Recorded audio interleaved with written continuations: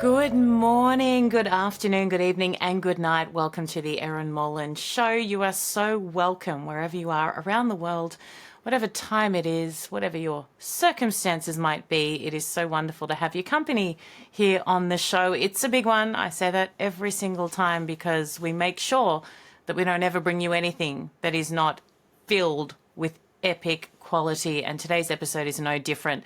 My guest is Sall Grover. Now, for my overseas audience, you may not have heard of her. For my Australian audience, you definitely would have. She's the woman who started the female-only app called Giggle. And when a man identifying as a woman tried to join that app, which was exclusively a woman's space, he sued her for discrimination when she tried to stop him. They lost that first case. It's now gone to appeal. It's utterly insane, this entire thing. So hopefully she gets a better result there. We'll get her back on when the appeal is handed down, fingers crossed, in the next month or so. But I wanted to get her on because she brought something to my attention. Now, this is not just an Australian issue. This is an issue in America, in the UK, all over the world. When I read this headline to you, you will, I assume, be as shocked as I was. Listen to this. Trans-identified male pedophile who raped his own daughter now being held in Australian women's prison. Now, there are so many parts to this. Where do you start? For starters, we go through it in immense detail with her, what actually happened, how this has ended up here, who has failed. And I get very fired up. Have a little listen to a tiny bit of this.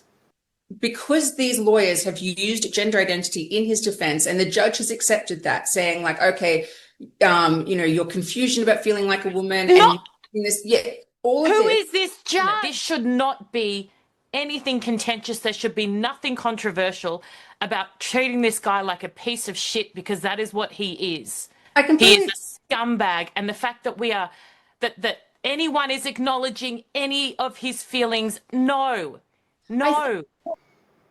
Okay, so we'll bring you that full conversation. And again, I say to you, you will be utterly appalled, but do not look away. You've got to watch, you've got to listen. We cannot fight this scourge, this evil in society, if we bury it, if we pretend like this stuff doesn't occur, because unfortunately it does. Yeah, really looking forward to you guys hearing this story and hopefully some sanity prevailing. Mind you, I'm not overly confident in any of that. JD Vance is in Israel and he's spoken. Of course, he went there with his wife, Usha, who is, I think, absolutely divine. I'm really glad that he's gone to Israel. There was a lot of talk, and I was a part of a fair bit of that talk. I had concerns, particularly given the proximity of his relationship to Tucker Carlson. Tucker Carlson's son works for JD Vance. There was a little bit of tape that I'd seen a little while back that where someone had said that essentially JD Vance owes his political career to the support of Tucker Carlson. And I made the point that that's a heavy debt to carry. That must feel like you owe someone a hell of a lot, given he's now the vice president. And I hadn't seen too much from JD Vance regarding the Middle East, and anything that reassured me that he sees this not my way, but just in the right way, through all the BS and the propaganda and that kind of thing. So I'm really glad he's gone to Israel. He's spoken and he's delivered a very succinct message to Hamas, reiterating and echoing what Donald Trump has said over the past couple of days. But I make this point. Words are never going to be enough for terrorists. I mean, they're terrorists. They don't respect contracts. They don't respect peace deals. They don't respect the sanctity of human life. They don't respect their own people's lives. They don't respect their children's lives. They don't respect their parents' lives. So how can we ever expect them to respect a deal? But he said this. Take a listen. Our warning to Hamas is very straightforward. The terms of the 20-point plan that the president put out there is very clear. It's supported not just by Israel, but by all of our Gulf Arab friends. It's that Hamas has to disarm. It's that Hamas has to actually behave itself, and that Hamas, while all the fighters can be given some sort of clemency, they're not going to be able to kill each other, and they're not going to be able to kill their fellow Palestinians. Now, again, that's going to take a little bit of time. We're talking about how to set up the security and humanitarian apparatus to put all this in place. But right now, where I stand, I feel confident that we're going to be in a place where this peace lasts, where it's durable. And if Hamas doesn't cooperate, then as the President of the United States has said, Hamas is going to be obliterated. So I think it's very quickly coming up to the stage where words are just not going to cut it, would be my take. It's going to get to the stage where we all need to acknowledge and realize that these people are terrorists, they're evil, they cannot exist in any way, shape or form. It's really simple. It's really simple. They're terrorists. They're evil. They will not stop killing. So I hope that day comes sooner rather than later, because I actually care about innocent people in Gaza who are currently being killed by these scumbags. President Trump, he wants to be the best, always. And of course, the lefty loonies and the Democrats are losing their proverbial over Donald Trump actually admitting that he wants to be the best. Why do we shame people, particularly people in public office? If you are the best, that's the best thing that could happen to their country, right? Like, how do they somehow make this into an evil thing? Have a listen to what he said. He's so funny, by the way, President Trump. He's the best. Yeah, somebody went up there, they say, you're the third best president in the United States. This was on television, third best. And they said, who are the first two? George Washington and Abraham Lincoln. And I got extremely angry at this man. You know, you can't. It's going to be tough to beat, Mr. Senator. It's going to be, John. It's going to be very tough to beat Washington and Lincoln, but we're going to give it a try, right? Hey, they didn't put out 8 wars, 9 coming. All right, we put out 8 wars, and the 9th is coming. Believe it or not. I mean, yes, some stiff competition there, absolutely. But I want a president, if I'm an American, who aspires to be the greatest because he's done the greatest things for his country. So, again, it's like when they tried to, well, they still are trying to fight ICE cracking down on illegal immigrants who are criminals. It's like when they try and stop cities being cleaned up from their violence and their crime. It's like when they try and jump on board just a suburban father who's actually people smuggling, sexually harassing, wife-beating scumbag, allegedly. Allegedly. Democrats just can't pick the right side ever, can they? What a segue. The Canadian Prime Minister, Carney. I mean, this shouldn't surprise anyone, but he's reiterated that he will arrest Bibi if he comes onto Canadian soil. You're going to have to keep up the pressure on the Israeli government. Justin Trudeau said that Canada would honour the International Criminal Court arrest warrants, i.e. Benjamin Netanyahu would be arrested if he came to Canada. Does that stand under your leadership? Yes. You'd be prepared to do that?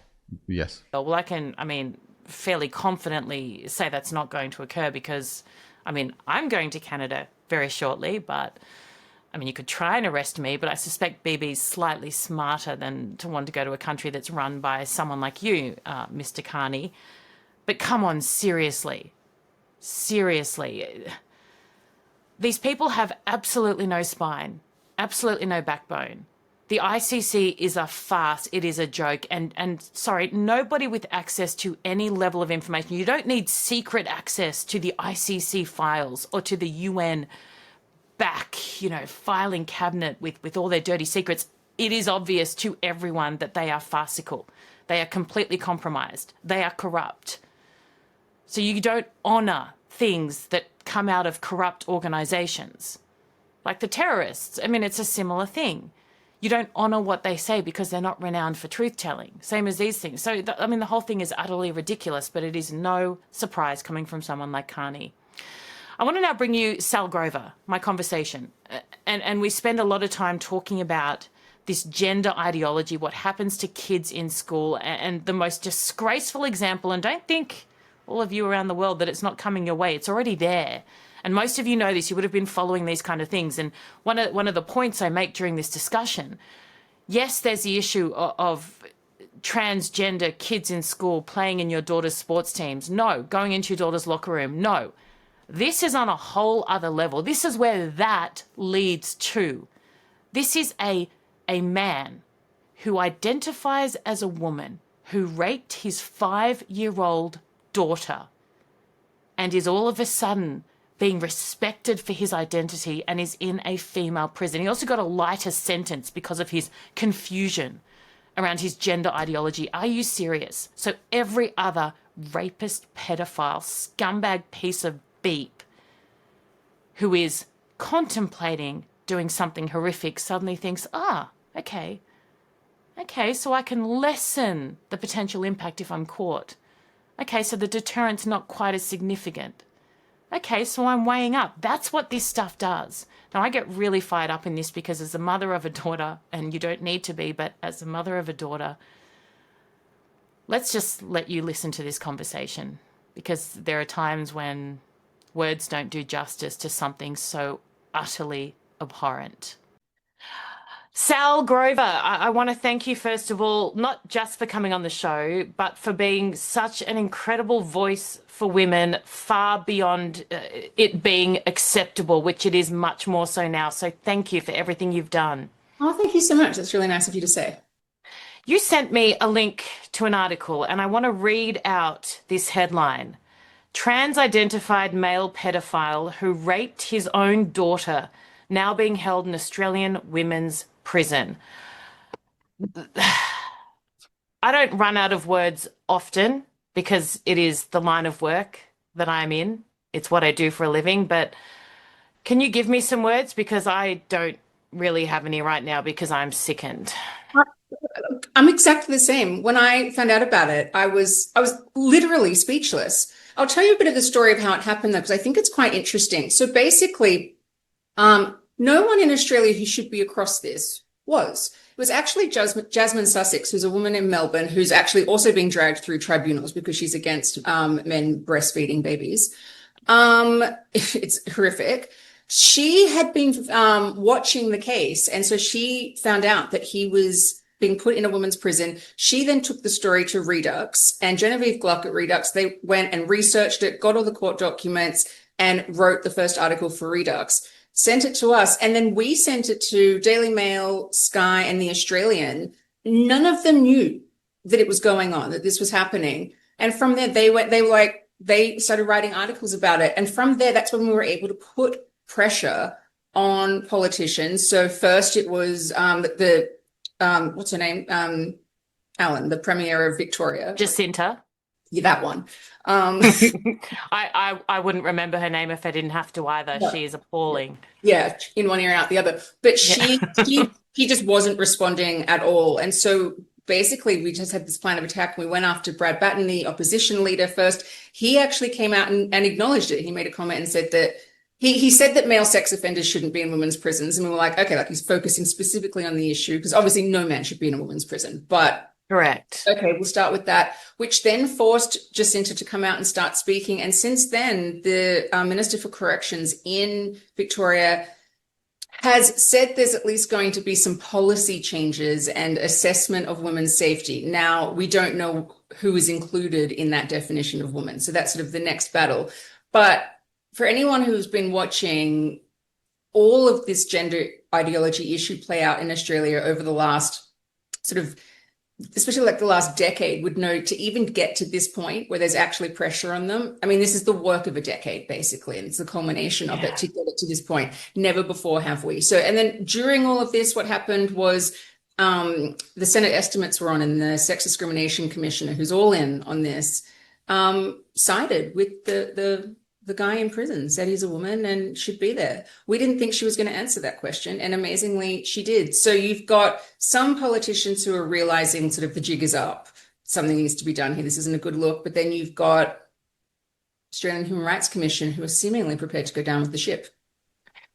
It's complete insanity that you should have to say to me that this work, a decade in the making, to convince those in power that a trans-identified male pedophile who raped his 5-year-old daughter should not be in a female prison. I mean, I just make that make sense. And this is not just an Australian issue. And my show is very global. We've got lots of audience members in the US, in the UK, in Canada. Shout out to all of you, South Africa, all around the world. And I think very similar things are happening. How is this something we have to convince anyone of, let alone those in positions of power. I completely agree with you. I mean, you would obviously be aware that Prime Minister Albanese was met with Trump today, Yes. last night, our time. I really wanted this to be something that was brought up because, Trump has said that, countries that sort of aren't aligning with US values aren't a friend, and Australia is not aligning with the US on this issue. I mean, in the US, they're sort of dealing and fixing gender ideology politically, and then it will sort of like trickle down to the court. Filter down. Yeah, they'll have to still fix things. In the UK, it was very much won in the courts. In Australia, we have a bunch of different court cases going, mine included, but the politicians just, it's bizarre. Either they are completely just malicious or they're just completely complicit, which is in itself malicious. I think that if you can't fix something so simple, like there's no votes in this. No one is voting for male pedophiles in prisons. No one. But what happens is that with the public and losing trust in institutions and politicians, if you will lie to people about stuff like this, if you'll say to people that men can be women or that this is a non-issue, why should anybody expect you to tell the truth about any other issue? So That's why exactly. people realize that this is actually really important. They created these policies. They can fix these policies. Like whatever guidelines allowed these men into any woman's space, but let's stay on the issue of women's prisons, you can change because they were obviously changed to allow him in there.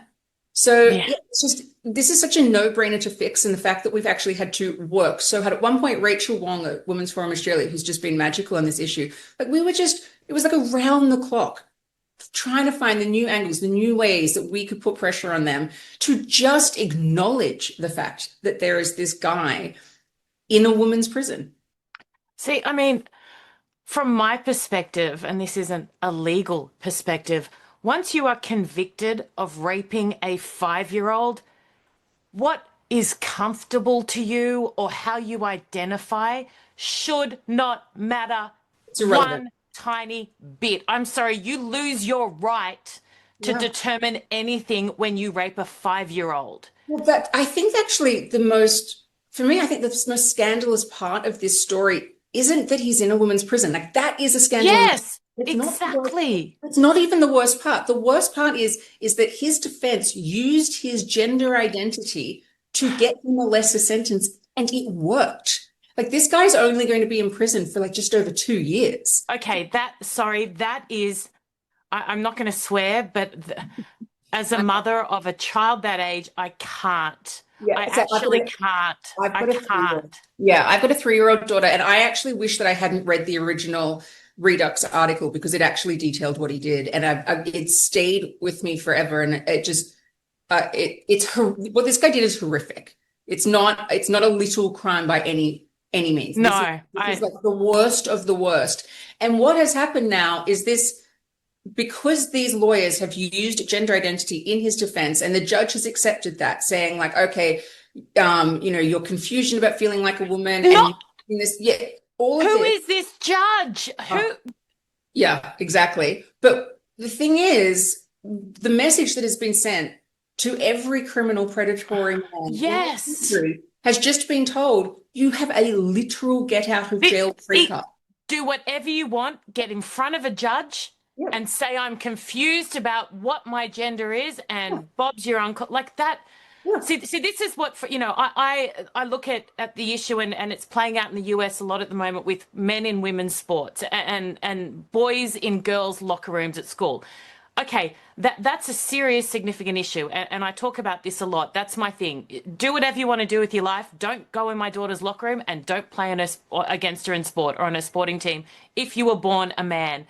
This is on a whole other level, isn't it? This should not be anything contentious. There should be nothing controversial about treating this guy like a piece of shit, because that is what he is. He is a scumbag. And the fact that that anyone is acknowledging any of his feelings, no.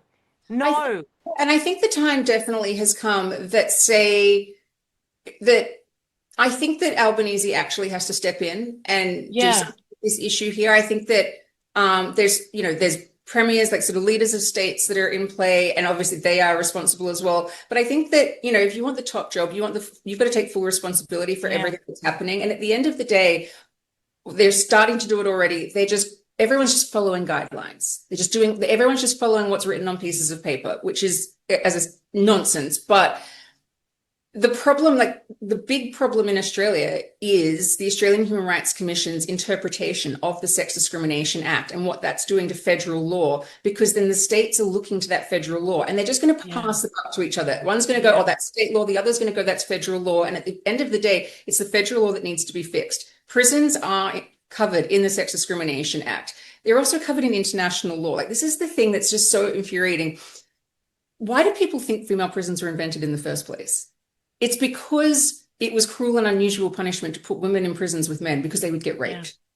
So they had to create women's prisons so that they were separate from it. Just last night in the Australian, a second woman has come out and said that she had to share a cell with a male person in a South Australian prison. There was a story a week ago of a woman who was sexually assaulted by one in a South Australian prison. The premier of that state has said that this is a niche issue. He's not even thinking about it. And it's like, well, you should be. Like, I regret saying that. But it's like, you've got the prison situation, and that's happening in Australia. Then you've got young girls who are coming out saying that they're not drinking water at school because they don't want to go to bathrooms because boys are in their bathrooms. I've been in court for almost 4 years. Tell me, Sal, and my audience, who a lot of whom now are not Australian, what your story is so they can understand. If you can, whatever you can say about your legal situation. Why are you in court? So I created a social networking app exclusively for women, where women could just sort of get on, chat, lesbian dating, lots of different little things that were just specific for women, where you just want to go and have a refuge, just a little break for a while. Yeah. A man who claims to be a woman was refused. Many men tried to get on every single day. He did an Australian Human Rights Commission complaint against me. They wouldn't back down. They were treating me as if I was guilty. So this is in 2022. I was 15 weeks pregnant at the time when I got it, and my daughter's 3. So that just puts it into perspective how long this has been going on. So it escalated to federal court, and it was the first sex versus gender identity discrimination case in the world, to test, where reality versus identity comes into play. The case is the most ridiculous name in the world, so people can think that it's sort of silly, but it's actually really serious. It's called Tickle v. Giggle. It's like, how is this real life? But it literally is. The man who took me to court goes by the name of Roxy Tickle, and then the app that I created was called Giggle. So it's like, literally, how is this real life? It's nice to laugh, actually, given the subject matter. But it's so ridiculous. Yeah. So federal court case, Giggle lost the first round. The judge said that sex is changeable. The Australian Human Rights Commission, the Sex Discrimination Commissioner, intervened in the case on the side of the man who claims to be a woman over woman.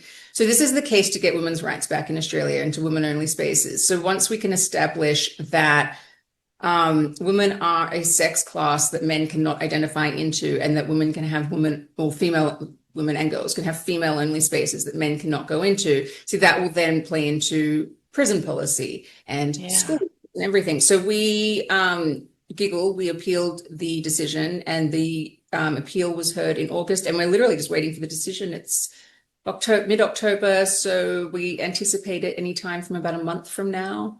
How does your team feel about it? And I've been through cases in courts. There's nothing worse. And my one with the Daily Mail went for 4 or 5 years or something like that, and it steals your life. I can't even. It's triggering to even think about it. But I know my team, they would never express confidence in anything. But what do they say? Are they confident? Do they feel like it went well? We were never, I never thought we would win the first round. I didn't think the zeitgeist had changed enough, that the judge would just listen to the Sex Discrimination Commissioner and just accept that. And that's exactly what happened. Yeah. This time, I am quietly confident this time. But look, I mean, if we lose and it has to go to the High Court, I mean, whoever loses this side is going to try and take it to the High Court. So it is just what it is. But yeah, I mean, it's been 4 years. almost $2 million, which we've had to raise because, like most people, I don't have millions of dollars just sitting around to go to court to say men aren't women. So the app is offline, like it's stolen my business. Just when people say, let anyone be who they want to be, how does it even impact you? I'm like, well, it's literally impacted my entire life, because by me not accepting the lie that some men can be women, because what are the odds that you create an app for women at the one time in human history when men are claiming to be women and people are siding with them? And my position, I think like you, it's like, live your life. Like, I wish you well. Wear what you want. Call yourself what you want. I really don't care. What I care about is the law reflecting reality. And I care about women's safety. And I care about every single citizen being able to acknowledge reality. Because I genuinely think that if we actually lose that right to acknowledge what we see with our own eyes and to declare the truth, we have no other rights. Like that is the most important one. That's freedom of belief and it's freedom of speech. There is not a single society in the world that has prospered without freedom of belief and freedom of speech. So I think that this is really, really serious. I think because it is like we're living in this, bad version of Orwell's 1984, like a draft that he was like, no one is too unbelievable. And someone went, well, let's just try and see if we can make it work. And I think that, when I'm sitting around at the moment, seeing that there are women being raped in prison, that there are girls, their education and their health is being impacted by this.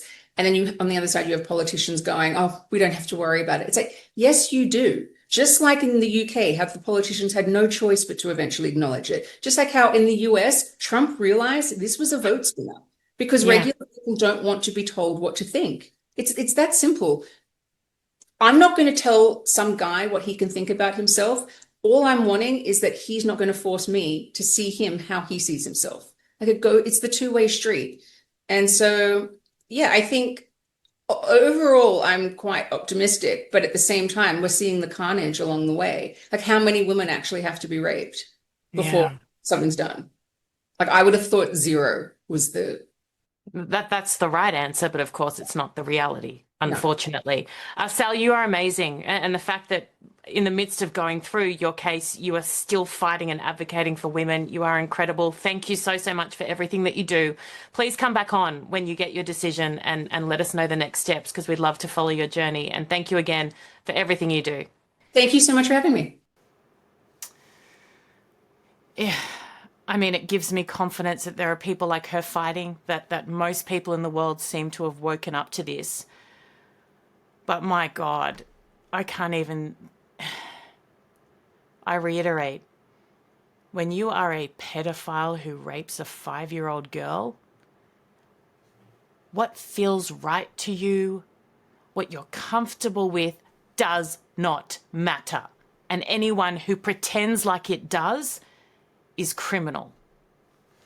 Now, Mark sent me a message on LinkedIn, actually, and I wanted to share this with you for our fan feedback this week, because it kind of took me back to the start of this journey. And we are really only 2 months old for this iteration of the Erin Molan Show. I only started posting clips on YouTube at the start of this year, so we're very, very new. But he says, Mark, dear Erin, I just wanted to congratulate you for reaching 100,000 YouTube subscribers. I think I was in the first 3,000 subscribers. I watch all of your videos, enjoy your content, and guess you have interviewed most recently Tommy Robinson, Tal Hattuv, and Dinesh. I hope you get to Israel again in peacetime so that you can explore all that the tiny country has to offer. My daughter was there at the same time you were in June when Iran were firing rockets. I think you were extracted via Jordan. I had to sneak out via the border of Jordan. My daughter got out in a cruise ship to Cyprus. Thank you once again for your advocacy and your support. Mark, thank you. That's really lovely. I love thinking about people who jumped on in those very early days before we were anything. And I'm so grateful. I'm as grateful to number 100,000 as I am to number 1. But it's just so lovely that we've gotten here. And in all seriousness, when I started this, it had just come off the back of a very difficult time. I'd lost basically every job that I'd had for the first time in 20 years in the media as a single mum. It was a lot. And for me to not just go back into something quite settled and normal and mainstream, and I had some offers to do that straight away. was a really tough decision because, I have responsibilities, but there was something in me, and given the response of you guys out there to what I've been doing on Sky News, that made me believe that there was a market out there for what I had to say, and that there was an audience for what I had to say. And you can lose confidence in this space. It's a brutal industry, and things can happen that make you question your worth and what you've got to offer. But for some reason, I should probably have had no belief in myself, but I had immense belief in myself, and we embarked upon this journey, and I'm blown away by all of it. I'm so grateful. It doesn't happen without you guys. The podcast as well, version of this show, is going great guns. I'm looking at charts in the UK, Canada, South Africa, America, Australia, Israel, and I scroll and I can't believe, we're in the top 50 in all of those countries, and there's 4,000 podcasts in this specific category. It blows my mind. I'm so grateful, and I can't wait to just keep growing. So yeah, this went on a little bit of a tangent, but I just wanted to make sure that you guys all understood how grateful I am for your support, how much it means, and that I'll never let you down. I'll continue to always tell the truth, to always bring you incredible conversations that will make you think differently, and to introduce you to people that you may not have been exposed to before. So thank you for coming with me on this journey. And I know journey is such a wanky word. Forgive me, but it feels a little bit like that now. Love you all. I say see you next Monday, which is when our next show is due, but you know me so well by now that you know that I will see you well and truly before that. We've actually got Boris Johnson as our big weekend special. We had Nigel Farage last week. Boris Johnson coming up, so can't wait to hear what he has to say, of course, about the UK, which is completely broken, about the Middle East, and of course he's very passionate about Ukraine and their war against Russia. Russia's illegal invasion of Ukraine and the war that has followed. Love you all. See you soon.